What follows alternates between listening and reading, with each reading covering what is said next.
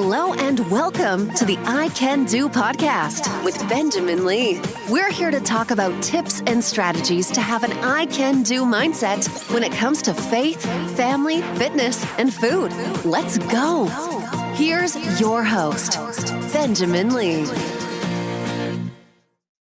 Hello and welcome to another episode of I Can Do. I am Benjamin Lee. I hope and pray all is well with you. Today we have not one, but two special guests on the show, David and Dana Carrozza. I had the opportunity to meet them last year in Dallas for an event for their nonprofit organization called Sacred Selections. I will tell you right now that David and Dana, they certainly have an I Can Do mentality. They are all about helping other individuals, and as you will learn today in this conversation that you're about to listen to, they've just done so much for so many people around the world with their nonprofit organization. I want to read their mission according to their website. Sacred Selections' mission is to financially assist Christian couples whose hearts and homes are open to loving and raising a child in the nurture and admonition of the Lord. The dream of parenting does not have to be constrained by limited financial resources. The foundation, its board, and many generous donors are committed to using the blessings we've received to assist in the wonderful effort in creating a Christian home and family.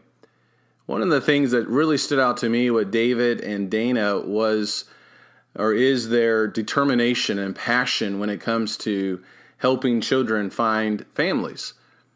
And you'll find out why as you listen to this episode here.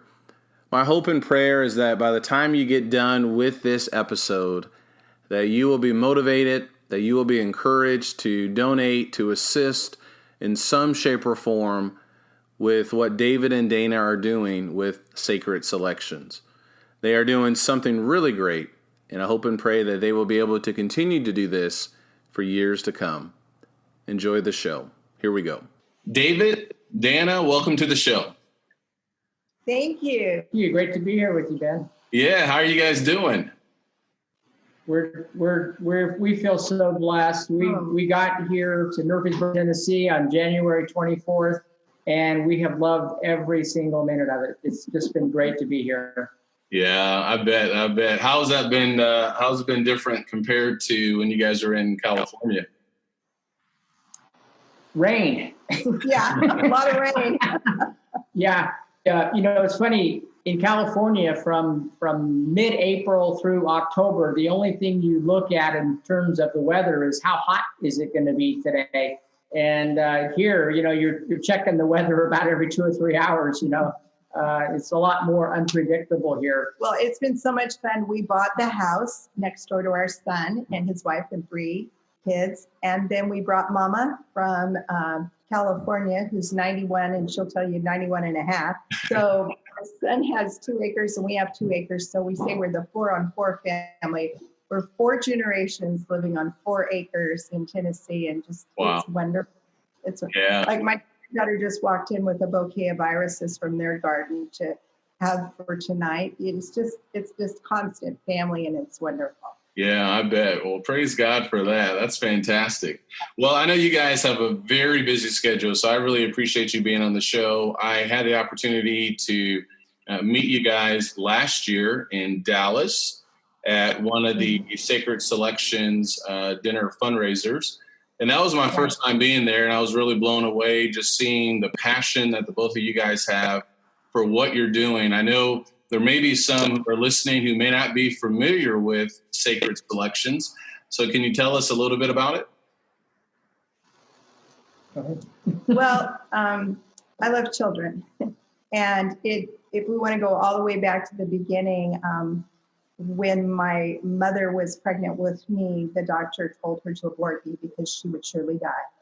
And my parents, my father, who passed away at 92 after many, many years of being a gospel preacher, they prayed about it and decided to walk in faith. But they told the doctor, you do everything that you know to do.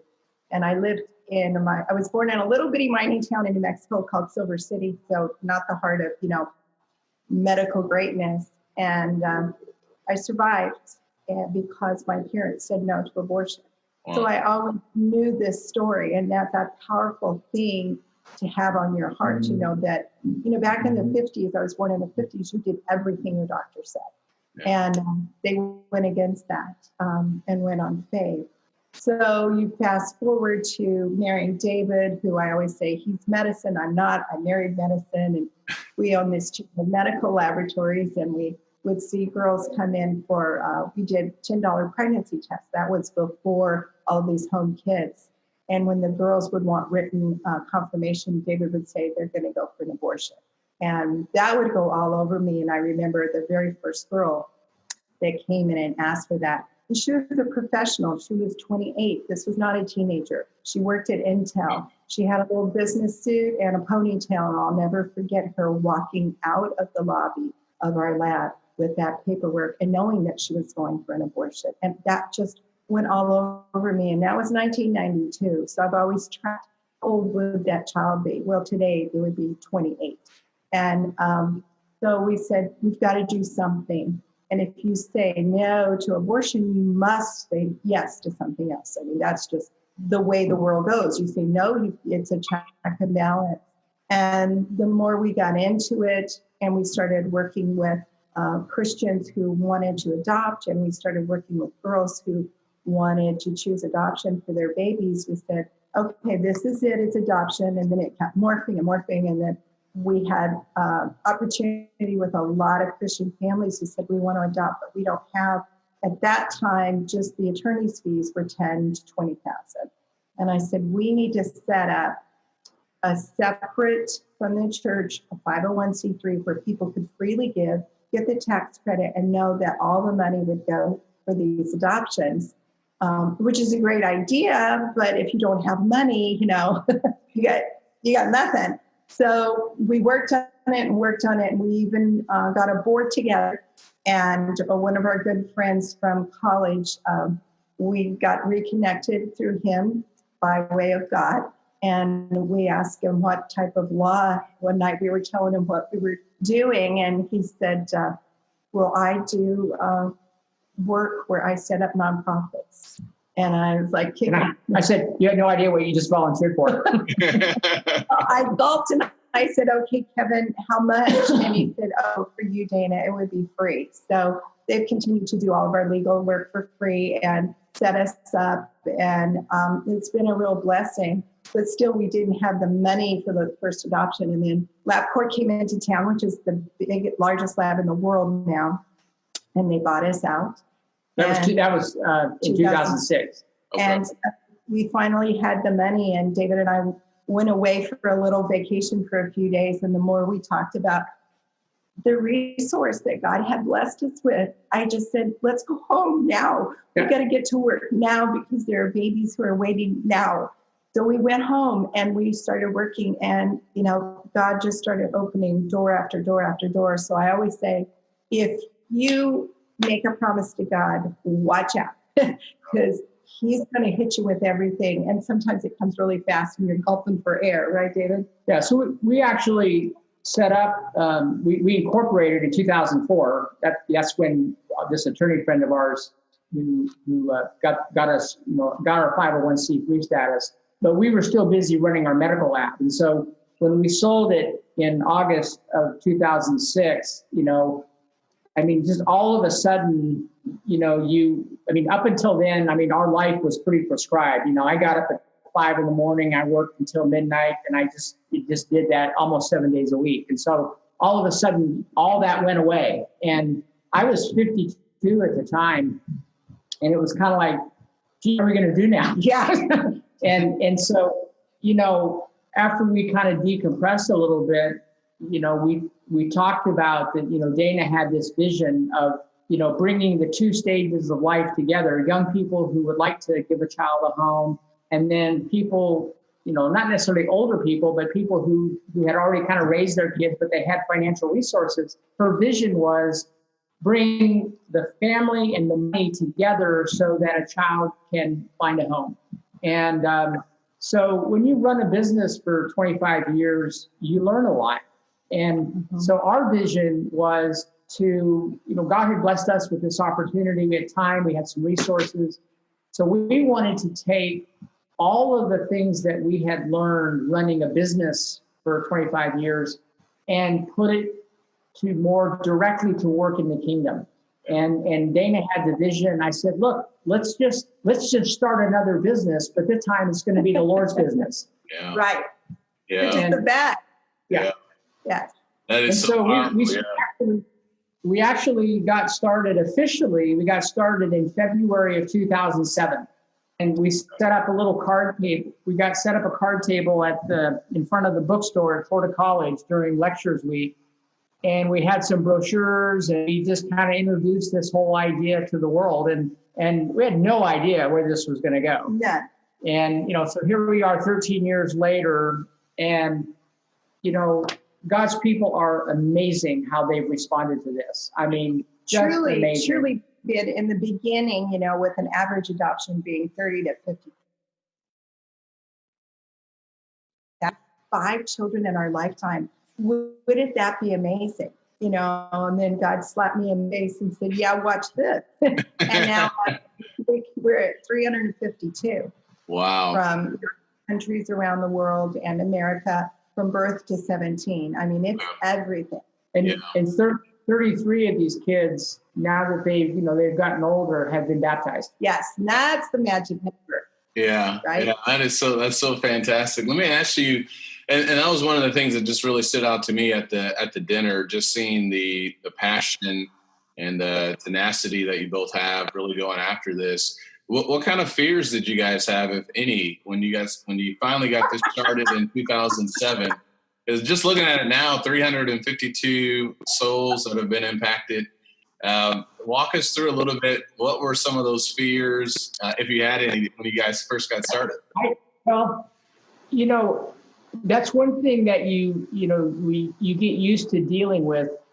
There's a lot of things in life that can teach you this lesson, but if you started a business, you learn it really quick, and that's getting comfortable with uncertainty. You really don't. You're not just picking a paycheck up every 2 weeks. I mean, you really don't know what's going to happen. I mean, you're flying without a net all the time when you're in business. So we really did learn to, we call it the FIO quotient, means, figure it out. And, but I do remember that the very first couple that applied for a grant, it was the Langfords, Josh and Emily Langford. And we got their application, and we were really nervous because, we had all these forms, and they sent us all the information, and it was very well organized. But the first fear was, are we making the right decision to give this couple the grant? They're the first one. And if this goes badly, it's going to be discouraging. It could be a setback. But the really cool thing about it is that my daughter and my son-in-law and our son and our nephew and nieces, they all knew Josh and Emily really well, and they just exploded with excitement. Yeah. And they kept saying, "Mom, Dad, they're the best couple. They are the perfect couple." And I look back now and see almost that was providential that Josh and Emily were the first one, because they were so highly recommended. And what they did during the course of what they've done, we've helped them with 4. We've helped them with 4 adoptions now. And in every single case, the way they conducted themselves, they not only shone the light for God's glory, but they established a very good reputation for sacred selections. So that was our first fear, was what if we pick a bad family? Yeah. And Josh and Emily, we look back now with a great deal of affection for them, because they made the first adoption funding very positive, very easy. And, it could have gone differently. So that was our biggest fear, is like, what if we blow this, But I want to say an aside on Josh and Emily. They were so wonderful. And after the first one and then the second and third, we had an emergency of a little 18-month-old baby. And I called them, and of course they ran to her side and took her. But the next time I saw Josh at a fundraiser, he whispered in my ear, he said, "Dana, I have permanently blocked your phone number from my phone." We're done. Yeah, that's great. So at any given time, then, how many couples are you working with? Usually 10 to 15. I'd like it to be 20 to 25 because last year alone, I received over 650 calls, emails, or texts about children in 1 year. Okay. That's How are those 650 people, how do they find Sacred Selections? Is it through like a bigger adoption agency, or how does that work? Well, the adoption arena is really quite small. There are a lot of big players out there. And the beauty of the way God has instructed us to set up Sacred Selections is when we give a grant to a family, we never give them the cash. And we always make that a point. I don't know if you remember at the fundraiser we went to, I always have one of our families there stand up and say, "Did you get any cash?" Because I want them to tell the world, this is the way we run it, because we want to be very transparent and we want to be able to show our donors that we know where every penny went to. So we get all of the invoices. And when we get from a new attorney or agency, I'll call and say, "Did you like our family?" "Yes." I go, "Okay, I've got your bill right now. I'm going to FedEx it to you. How about if we do this again?" Because usually adoptions are one, maybe two. So you don't have repeat business. And once anybody in the adoption arena works with the Sacred Selections family and with our payments, they want to work with us again. Yeah. We didn't plan this. I mean, No. we're really not that smart. Yeah, we're not this smart. But the way our model has worked, what has emerged out of this is, we're not competing with other agencies or other attorneys. So when an agency calls Dana and says, I have a birth mother that would like to place their child for adoption, when they call Dana, there's three things that they automatically know. Is number one, there is a really good, number two, home study approved family, and all the funding is in place. So those are some of the three biggest barriers for any agency or attorney, is finding, a home study approved family, a really good home study approved family, and where you don't have to worry, all the money is there. So in many, many cases now, Dana gets the first call when there's an opportunity, because it's so easy to do business with Sacred Selections.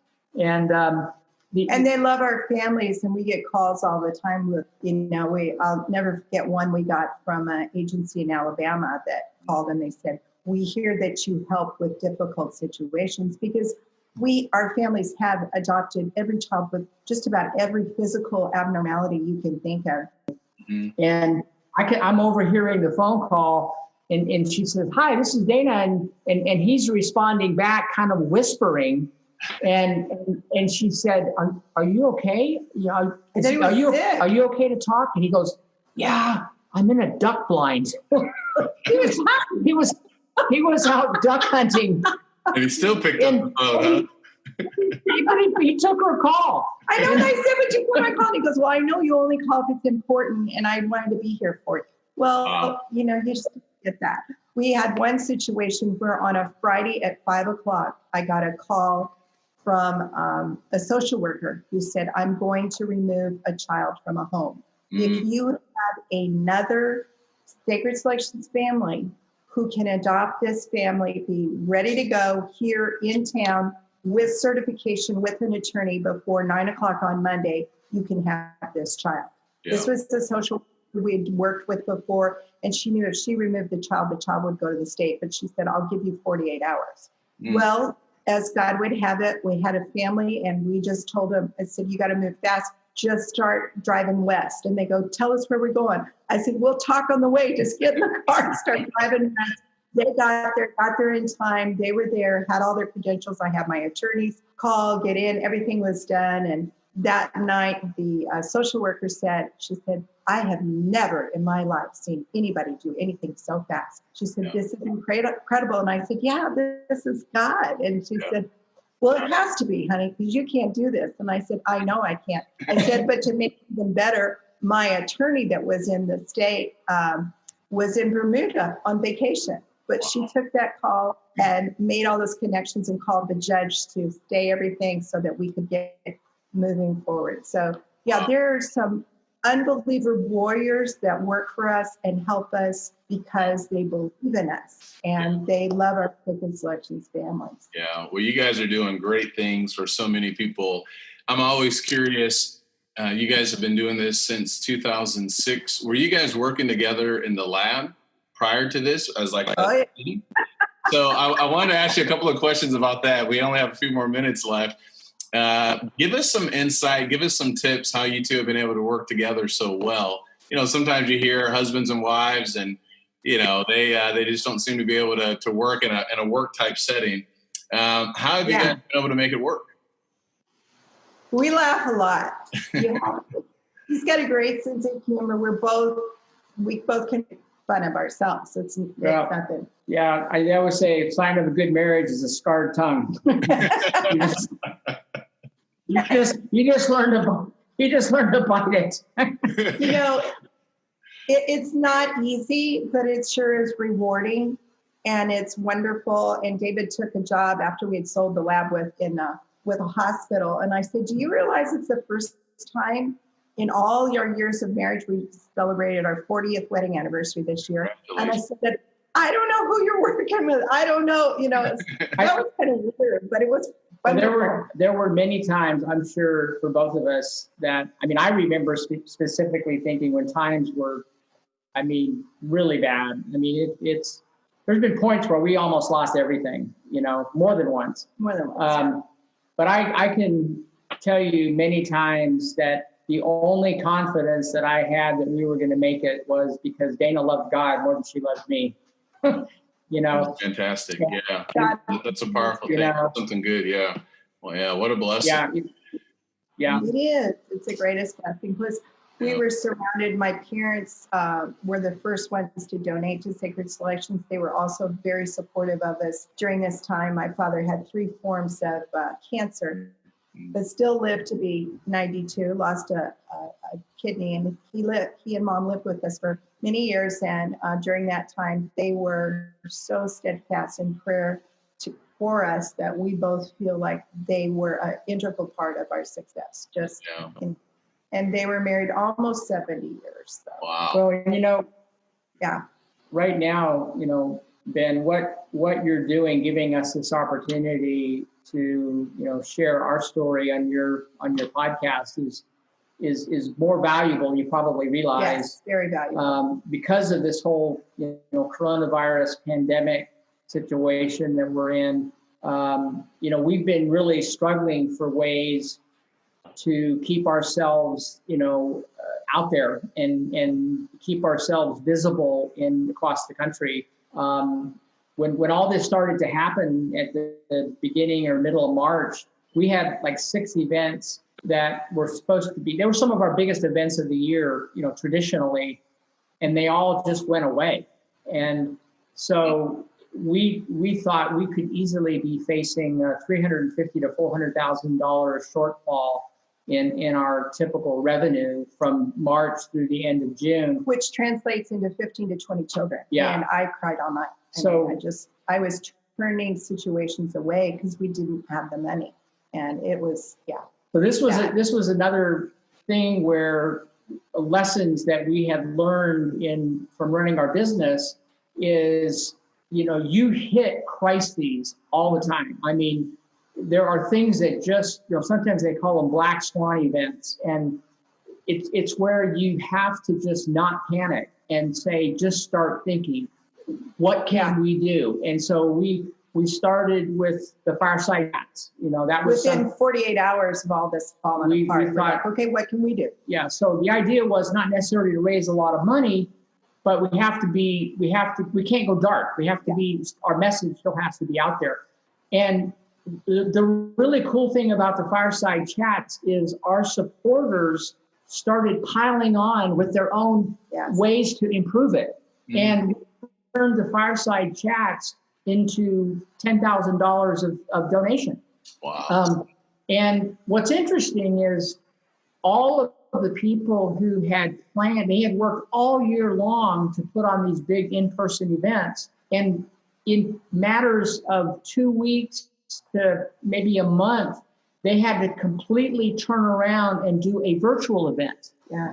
And which was brand new. So I love passionate people that think creatively and will not quit. And what's interesting is right now we are actually ahead of what we were, where we would have been historically. Wow.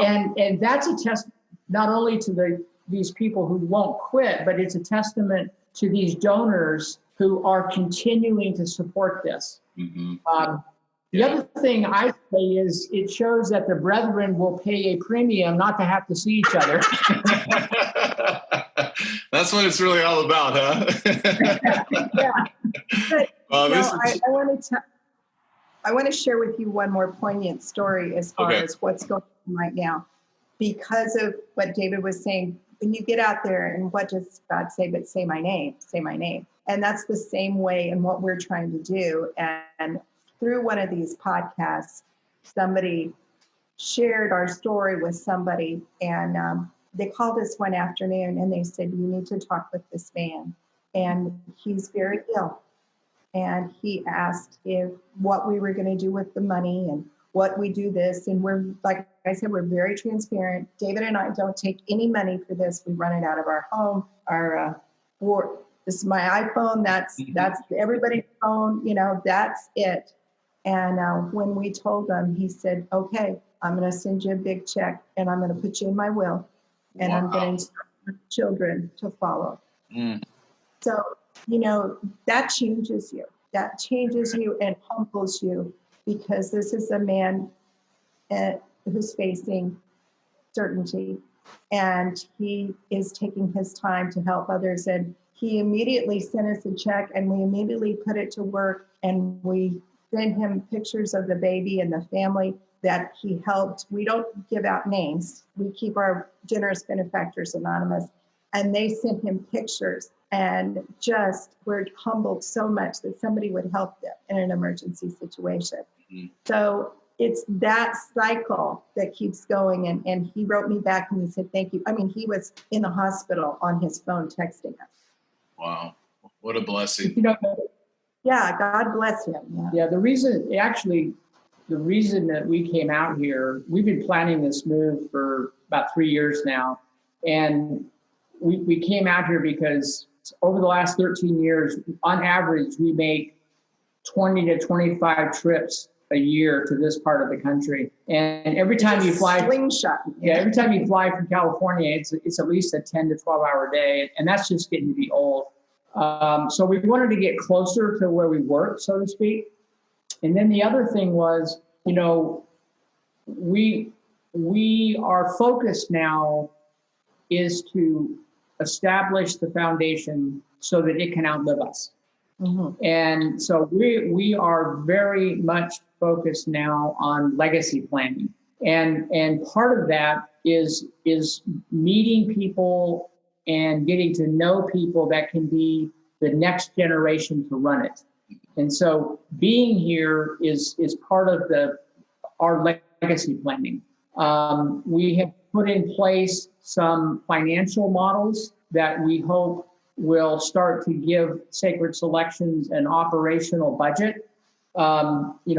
We tell people all the time that any private donation, 100% of that goes to adoption, and 100% of the any fundraiser proceeds. There are costs associated with putting on the fundraiser, but once those costs are met, everything goes directly to adoption. We're not taking a penny to run this, but we do have an operational and an administrative budget. And typically that budget is less than 4% of all the money that we raise. Wow. But those expenses are covered by corporate donors. So we have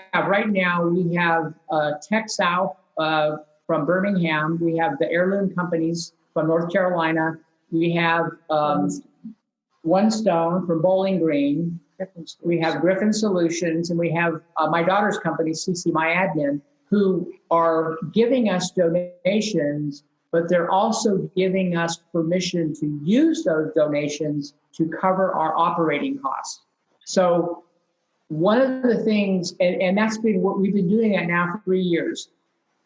But to anybody that's listening to your podcast, if you would like to be a part in one of our corporate donors that allows this organization to continue to grow and to continue through time, please contact us. Because at some point, Dana and I are going to be gone. Yeah. And at that point, we've been blessed. I mean, we can do this for nothing. But I don't know that we could hand running this organization over to somebody and not pay them. It's a lot of work. It is.